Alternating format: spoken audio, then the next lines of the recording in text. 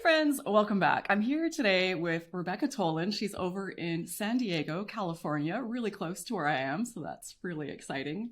And she is a mind-body coach and teacher who herself recovered from chronic fatigue syndrome after living with it for 13 years. And she now helps other people to recover from ME/CFS, Long COVID, and other similar conditions through her program called Be Your Own Medicine, which emphasizes the role that stress plays on the brain and the nervous system. And stick around because at the end of our interview today, she's going to share with you some of the strategies that she uses when working with people to help you to calm your nervous system and, as much as possible, keep your body in a healing state, as well as go through some of the well-intentioned things that you might be doing that might be actually hindering your recovery. So really great stuff today, Rebecca. I'm so excited to have you here. Thank you for doing this.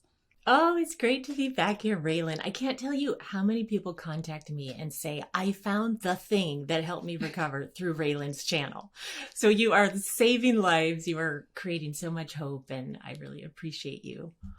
Right back at you. I've interviewed a couple of people on this channel already who have worked with you and recovered as a result. I'll link those on the screen in the video description if people want to check it out. But yeah, you're doing amazing things. This is actually your second time on the channel. You were here quite a while back where you shared your recovery journey. I'll link that as well. If you haven't seen it, I definitely recommend people check it out. But for people who aren't aware, can you do a quick recap for us of your own chronic fatigue syndrome journey? Yeah, I'll try to recap these 13 years that were grueling, as so many people can understand. But I was in my early 30s. I was actually a TV news reporter in San Francisco, in your hometown right now. And then I went through a series of really traumatic events. And I got these 3 viruses and my whole system crashed. I was super exhausted, could hardly walk around my house, couldn't sleep. Insomnia was a really big issue. Brain fog, lightheadedness, pain, just a dizzying array of symptoms that were totally incapacitating. And over the next number of years, I went to every kind of specialist, allopathic, naturopathic, integrative medicine, and no one really had an answer. Pretty early, I got diagnosed with ME/CFS, or chronic fatigue syndrome, which was a little bit of a relief when I had to go to my boss and say, I can't work anymore. I can't come in. And I lost my career and slowly just really retreated to my house. And for the greater part of about a decade, was trying desperately to do all the diets, all the supplements, all the medications, all the treatments that doctors and practitioners recommended, and really didn't see shifts. And over the years, I did start practicing yoga and meditation and other calming activities. And I actually noticed that was the only thing that made me feel a little bit better. I think that sort of led me, Raelan, to the state of surrender, which I know can seem like a mysterious word, but I really just stopped fighting it. And I also just stopped beating my head against the wall and trying the same things that weren't helping. And that serendipitously led me to meet a woman who introduced me to mind-body healing, specifically a body of work brought by Dr. John Sarno. And I had something of a spontaneous remission when she just explained to me the role of the nervous system and the brain and how she had recovered from the same symptoms, the same diagnosis of CFS. And I leapt up and started running around the block after not running in 13 years. So that's like, to me, a sign of the power of knowledge and just getting something that makes us feel hopeful. But then I did need to spend the better part of the next year working with my brain and nervous system and emotions and really diving into that approach. I'm always so blown away when I hear people say things like this, and you're definitely not the first. What did you think when you were suddenly running after not being able to run for over a decade? I was literally euphoric. I was ecstatic because she said to me 4 words that actually I would have punched her in the face had I had the strength years before. She said, "You are not sick." But because she had explained this is caused by the state of the brain and nervous system, yes, you feel sick. Yes, these symptoms are real, but you can recover by working with those systems in the body. It gave me so much hope and optimism. And I felt like I heard the only thing that made sense because none of the things doctors were telling me really made sense to me. And I had actually been a science reporter, so I really resonated with the science. But yeah, there was this sudden surge of joy. And I think that is related to healing, when we feel joy, when we feel optimism, and mostly when we feel a sense of safety.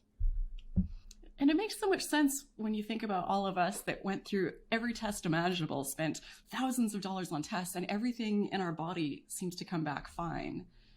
But none of that was testing, our stress, our brain, our nervous system. So we're seeming as if we're perfectly healthy, even though we're incredibly sick. Exactly. And that's what's so exasperating for so many of us. I mean, we're given, as I was, diagnosis like leaky gut and candida overgrowth and these kind of secondary diagnoses from MECFS, but there's no pathological findings doctors can point to that they can cure. So when you work with people in your program, can you tell us, what does this mind-body approach look like? So it has a few different components, and one is really the knowledge. Because of what I just explained, when I got the knowledge and I really kind of understood the science, and this is pretty well documented in neuroscience now, of what is happening in our brain and nervous system, I was really catapulted into a shift in my body as well. So it's really laying out the science, this body of work by John Sarno, Howard Schubiner. It's very similar to what you would learn in the Curable app. It's a similar approach. But so it's laying out that knowledge. Then it's really offering people practices and ways to reconnect with their body. Because when we are it just in so much pain, in so much fatigue and misery in our body, we don't want to be here. But actually, that can cause the brain and the nervous system to sort of turn up the signals when we're not picking up on these signals that they're sending through symptoms.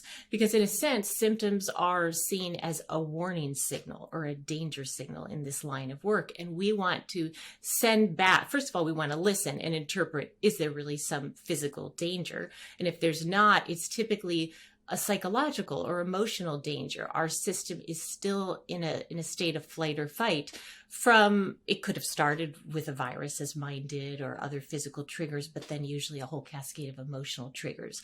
So it's really coming back into the body in a safe way and being able to process these sensations, which we do through something called somatic tracking through a lens of safety. And this can actually send feedback to our nervous system. I'm picking up on these signals, but I'm okay. And then related to that is processing emotions and acknowledging our emotions, because so many of us, all of us who are going through or have been through this, go through so much grief, so much sadness, also anger and frustration, but we're typically very nice people, and so we hold that all in. So it's expressing that through somatic practices, through journaling and other ways. And then it's challenging your triggers. It's a technique called graded exposure, which is similar to pacing, but it's a bit different in slowly moving back into the activities you want and need to do, even when symptoms come. So when symptoms come, you really want to send different feedback instead of typically what I would do is sort of freak out, and then curl back into a ball. But that's sort of training your brain that you're not able to do those activities. So once there's some foundational practices in place, it's like challenging those triggers. I love that term, graded exposure. You're the first person I've ever heard that from. I think that's such a perfect way to explain it, because pacing to me can imply a sort of holding back and just not using more energy than you have. And then we hear about things like graded exercise therapy, which can sound really scary, and you just picture going to the gym and then crashing and being really sick. But with my own recovery, I think that's a perfect term for it. It was just gradual exposure to little bits more of activity and learning as I went that it was safe and it was okay, and then upping from there. I love that you happened into that yourself. And actually, and I can't take credit for the term graded exposure. It's even a therapy that is used with people who have phobias of snakes or heights or things like that. And it's a proven therapy. But then we've found applying it to fear of movement, it works the same way. Wow. The brain will push back. The brain will create symptoms in the body because there's this perception of danger, especially the longer that we've been incapacitated and told to restrict our activities. But then we can retrain that, and just like you did, gradually, exposing yourself. My head is exploding right now because I never thought about, somehow, it seems so obvious now, but ME/CFS and similar conditions as being treated in some of the same ways as phobias, because we become afraid of everything in life because everything in life has started to make us sick. So of course there'd be overlap between those two. That's fascinating. Exactly. And probably like you and a lot of people watching, I was afraid to eat certain foods. I was afraid to move. I was afraid to socialize. I was afraid to sleep. I was afraid to get in my bed just because it had led to insomnia for 13 years. So yeah, we sort of have to reassociate these activities with a sense of safety, both somatically in the body and cognitively in the brain. You mentioned somatic tracking. Can you explain what that is? Somatic tracking is basically tracking sensations in your body. So it's following them with your mindful awareness through this lens of safety. So when people say, I feel tired, how do you know that? There's certain sensations associated with fatigue, which might be heaviness, dullness, limpness. I also had all this burning sensations all through my arms and legs, and it felt like my brain as well. So I started actually paying attention to those sensations through this lens of safety, realizing they couldn't hurt me. They're very uncomfortable, even pain itself. As long as you know you're not in physical danger, it's not hurting you. So you're sort of following it as this mindful witness, and either speaking or listening to, if it's a recorded meditation, these safety messages. I'm safe and okay. These are just sensations. And this is how we're sending different signals back up to the brain. I love somatic tracking. I have to say that was my number one tool that I used to recover.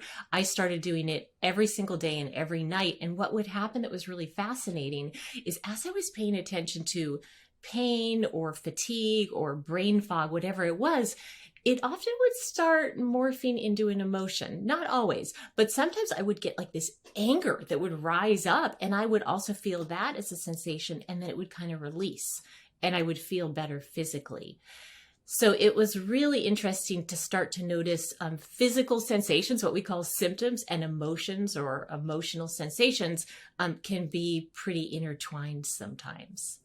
It's amazing too how much this serves us throughout our life, because I think something that we need to talk more about is, safety through recovery and post-recovery, because I've actually had quite a few people reaching out to me saying, I'm recovered now, but nobody's talking about this space that I'm in where I'm going back to work and I'm doing all these things and it's scary. And I realized, because I use this myself still, all of this stuff I still need to do. I posted on social media recently that I'm starting a new job next week, which made me realize that most people don't know that I work full-time outside of all of this. So I'm very busy, and sometimes I get very run down, and it can be terrifying sometimes after 10 years of being so sick. So because of all these amazing interviews with you and other incredible people, I've learned to just in those moments do exactly what you just said and feel safe in it, and these can't hurt me, and it's okay to be tired. And I love that. I heard you say recently on an interview that even between these recovery interviews, you'll kind of lay down or sit down and do a little meditation. And it is, I find that sort of maintenance is necessary for me too. It's not like we just recover and then we never need to tend to our, physical, mental, and emotional selves. I think through this work and whatever you do that helps you heal, you find these new strategies, ideally, right, that are a lot more productive and adaptive than the way we were living before. So we promised people that you're going to share some ways to calm down your nervous system and stay in a healing state. And I know you've talked a bit about that already, but what else can you tell us about that? A lot of it is coming back into the body in this safe way. And there's a really simple, accessible practice I like called orienting, which comes from Peter Levine, who created somatic experiencing. And it really is just right now, as we're speaking, Raelan, like I'm feeling the soles of my feet on the ground. ground. I'm feeling the backs of my legs on the chair, my back on the back of the chair, right? And see for you and people that are listening, if that makes a difference when you just start noticing the parts of your body that are held by the surface holding you. It could just be the soles of your feet if you're standing.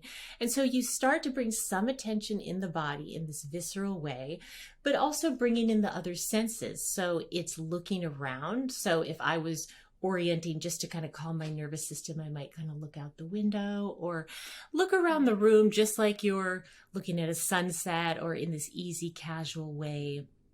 Also starting to really listen to sounds and anything that brings you into the senses is really calming to the nervous system. Now, this seems very simple, right? And it seems like, oh yeah, well, that's so basic, but how many of us are just living here in our heads, spinning around in these loops? And that really revs things up. That keeps us in that flight fight state. So it's sort of coming back into the body. It's even doing things in an intentional way. If you're washing the dishes and just sort of feeling the water on your skin, of course, tuning into the breath in its own rhythm, or breath work, which sort of alters the rhythm of the breath. When you extend the exhale, it really can calm down that sympathetic flight fight activity. So doing a breath where you're breathing in for 5 counts and breathing out for 8, 9, or 10 counts over a period of minutes is really calming and regulating to the nervous system. So it's a bit of experimentation and sort of finding the ways that work for you. And of course, I love somatic meditations, but even going outside, going out in nature, or just looking up at the sky, looking at a tree, getting away from fast moving electronic bits of information after you watch this interview. But just kind of getting out in the 3-dimensional world, social engagement, interacting with people you love, whether it's humans or animals, these can all be really regulating to the nervous system. I love that you're out here teaching people this. I really hope that this information gets out to so many people, because so much of this, many of us have had to figure out on our own or never even got this information. I'm thinking, so I've scuba dived a lot in my life. And I'm smiling because I have a friend who says every scuba diver finds a way to bring it up in every conversation. Nice work. Your friend would be proud. Scuba diver. It is very impressive.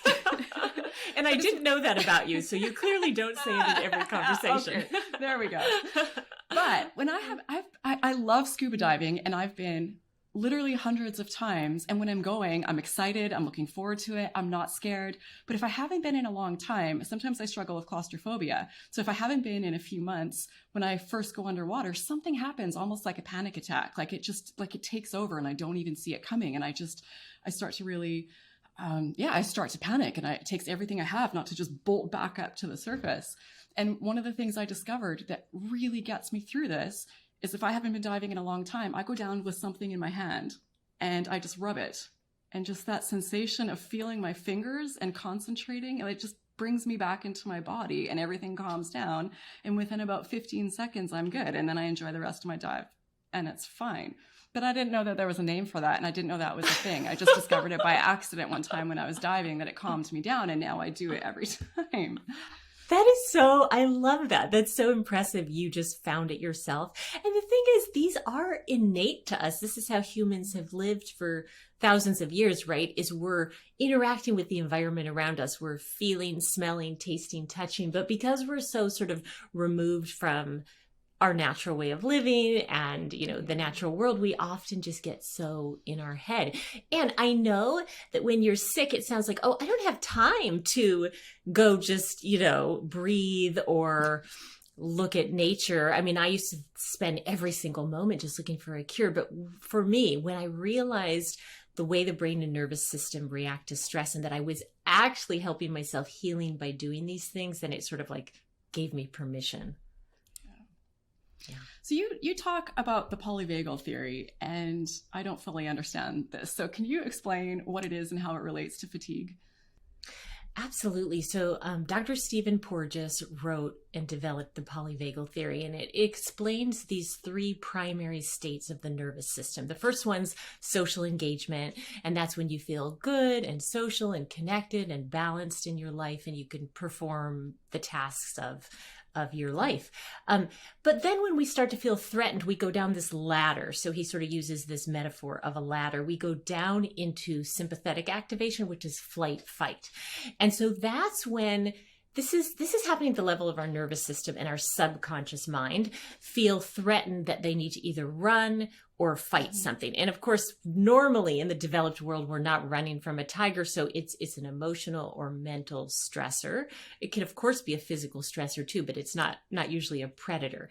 But when our system, and this is happening subconsciously, determines that we can't fight or we can't flee, which of course happens with chronic fatigue or any conditions you can't get away from, we can go into what's called dorsal vagal shutdown, which is a state of collapse or freeze. And the reason it's helpful to know what state you're in is when you're in collapse or freeze, the symptoms do tend to be fatigue, brain fog, spaciness, lightheadedness, a lot of the symptoms associated with ME/CFS. But that state of the nervous system needs a little something different than the sympathetic flight-fight activation, which is more associated with anxiety, often chronic pain. And so when we know, oh, well, I have all these symptoms that are related to a freeze state, we actually need gentle stimulation. So I'm sure people watching have had this experience where no amount of rest helps you come out of CFS. And it actually won't, because you're stuck in this dorsal vagal state. So we need the right kinds of stimulation that's just gentle enough, but just stimulating enough to coax us out of that. And then when we move up the ladder, most people, and this happened to me, start getting anxiety.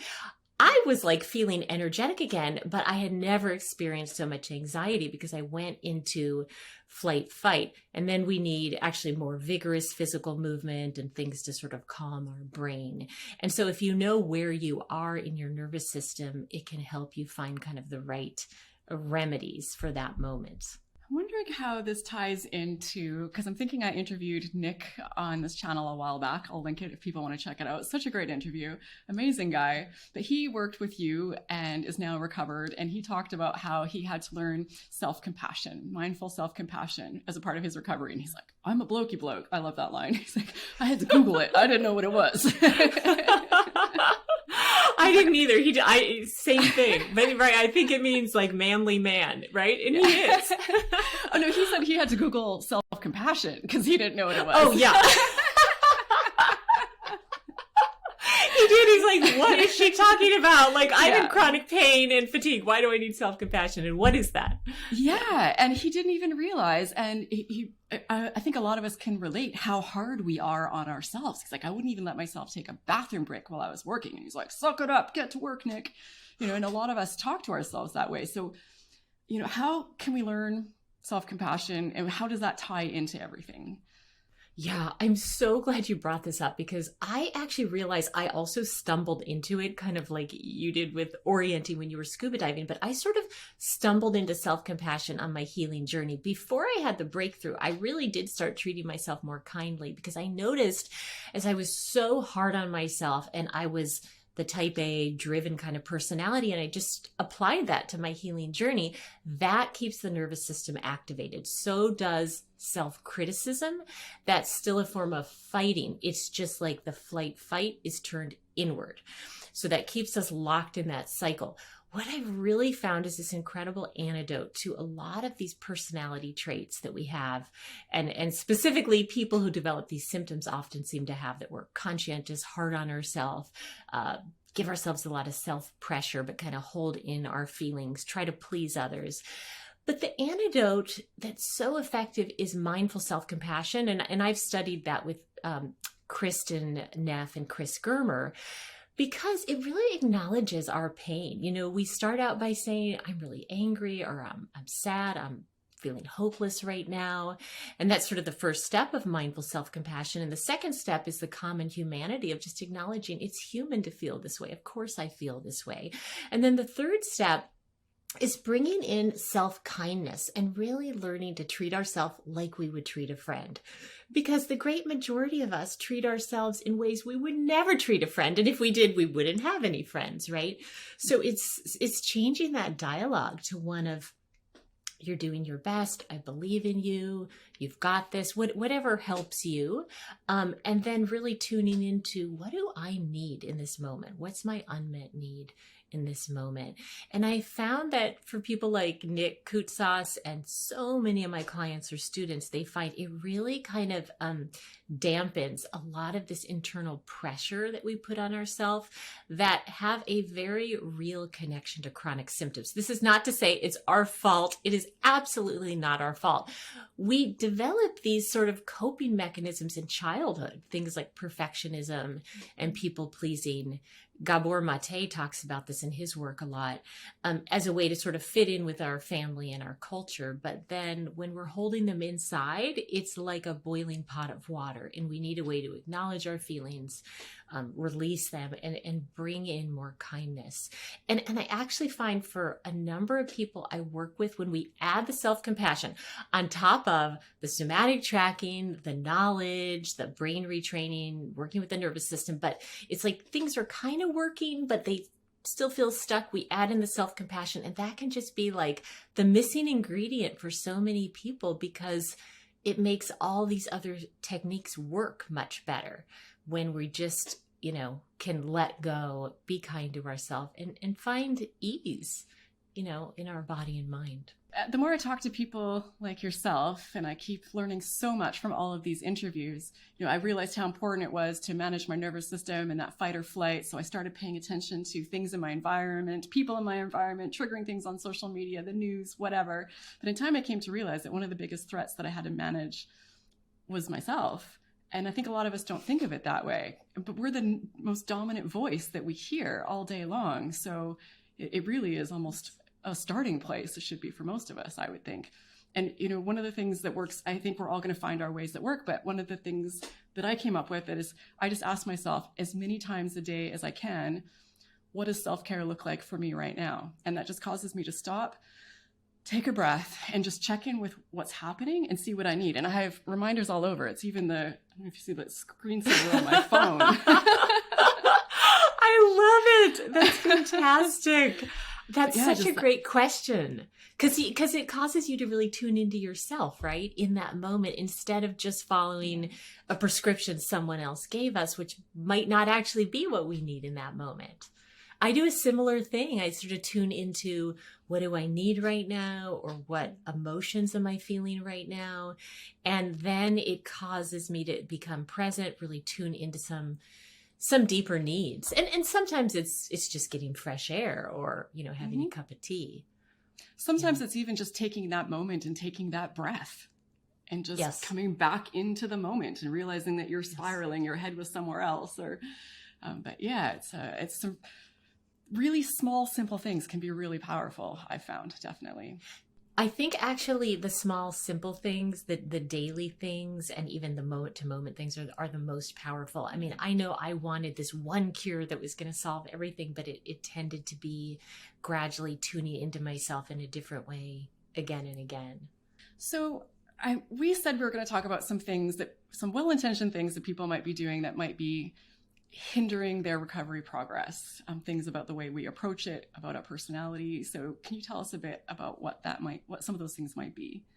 In John Sarno's books, he really talks about this personality, or these personality traits associated with what he called mind-body syndrome, but it can relate to chronic fatigue, chronic pain, any of these symptoms. And there's a certain intensity usually.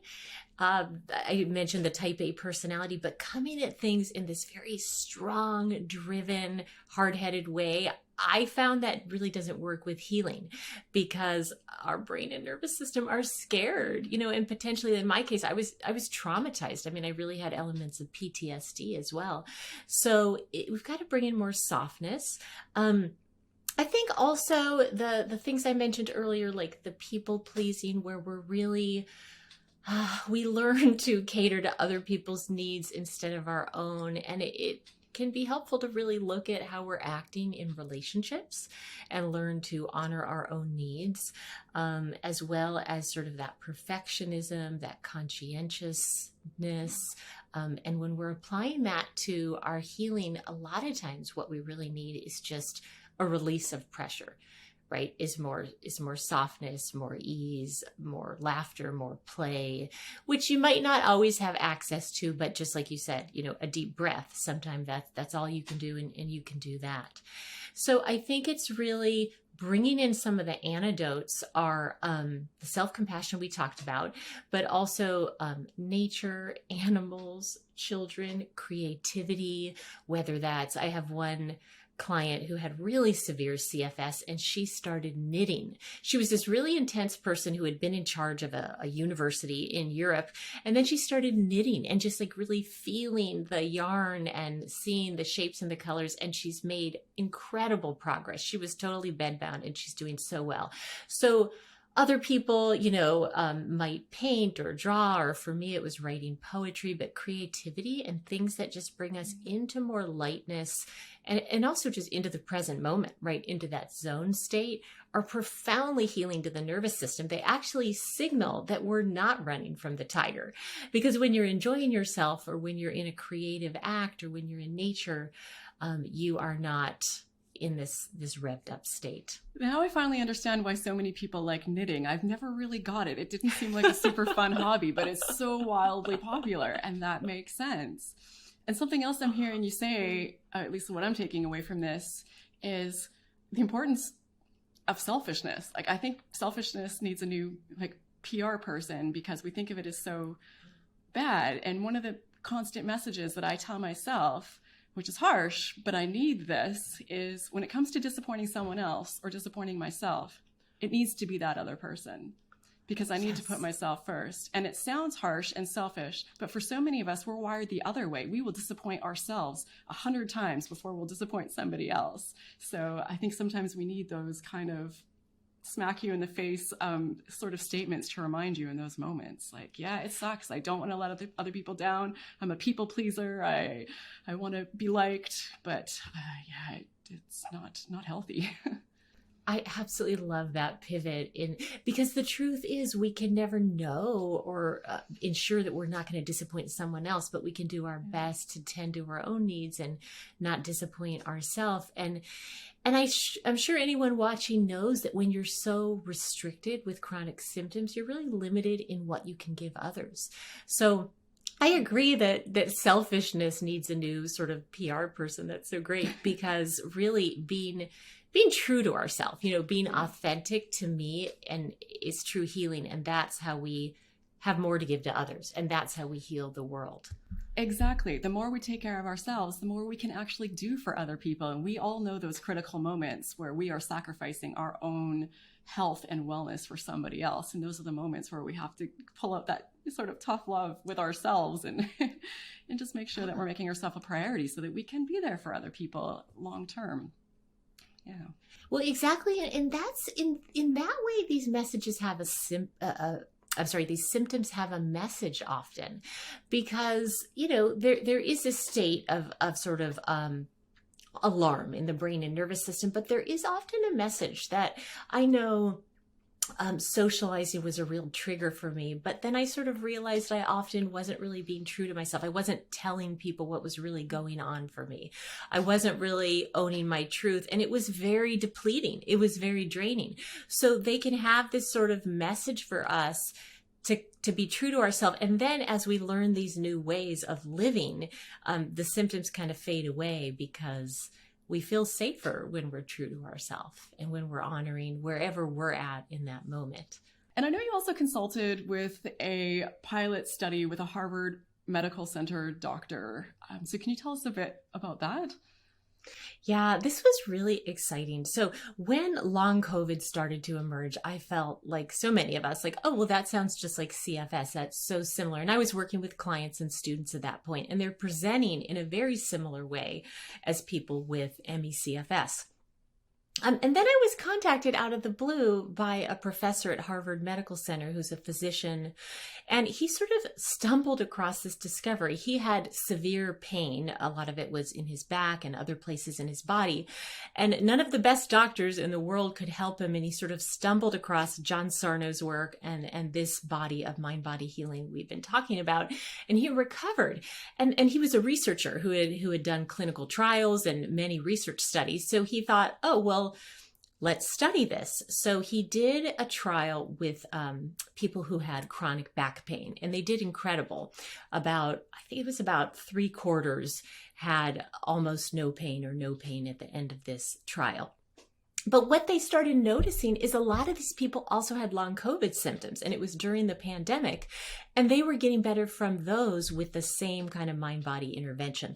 So then he launched a small pilot study on long haul COVID, and he contacted me and said, would you come in and speak to the patients about how you recovered from CFS, because they're very similar.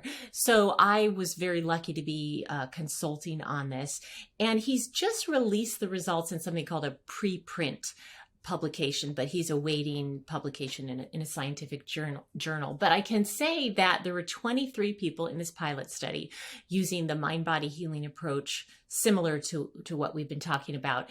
And they did incredible. So 100% of the patients had high or very high symptoms, what they called somatic symptoms: pain, insomnia, brain fog, all the typical shortness of breath. 100% they were high or very high at the beginning of this study. And by the end of the study, 70% no longer had high or very high symptoms. And the overall improvement, I'm actually going to look at some statistics here, was brain fog went down on average by 67%. Pain, anxiety, 74%. Shortness of breath went down 80%.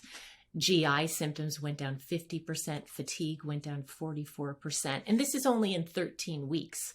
So it was a combination of some of the knowledge we're talking about, somatic meditations, emotional expression, and he added mindfulness-based stress reduction, which by itself actually doesn't do a whole lot for these symptoms, but combined with these other interventions, it was really effective. There's no medications that actually work that well. He said he hasn't done other studies that have an intervention that work that well. So it's a small study, but it is very encouraging. And I'm seeing that with people I work with. A lot of people with long haul COVID that take my course or that I work with in coaching, and they're really recovering. And I think sometimes it's easier to recover when you get this information more quickly, when you haven't had symptoms for years or decades, like I did with CFS. But it's wherever you are, it's still possible, right? And that's why I love what you do on this channel, Raelan, because you're spreading information and people find what resonates with them. And there's just a lot of new ways of looking at these symptoms. Well, thank you so much, Rebecca. I've talked to some really incredible people here, but this is by far one of the best interviews that I've had on my channel. Everything you've shared, I think, is so powerful and so just practical and just really useful information for people. And I know that a lot of people are going to appreciate this, because this is information that is so badly needed, around the world right now, because so many people are suffering. And I'm just so glad that you're out there helping people get out of this. So thank you for your time today. I really, really appreciate it. Oh, Raelan, thank you for all you do. I appreciate you so much. And it's always a joy to speak with you. And for those of you watching, all the information that you need will be in the video description about Rebecca's Be Your Own Medicine course, her coaching, how to follow her on social media. Just expand the video description. I really recommend that you just take a moment to check out some of her links and see what she has to offer, because she's doing amazing work. And I'll link those interviews in the description as well, from people who have worked with Rebecca and who have recovered as a result. And also, in addition to these weekly interviews, for you watching right now, I'd love to get your input on what additional topics you'd like to see, because I'm going to start adding in some more solo videos with deep dives on specific topics. And I want to make sure that this is stuff that is truly useful to you. So yeah, thank you again, Rebecca. Thank you to you who is watching. I hope you found this helpful. I hope you got something out of it. And as always, I hope to see you in the next video.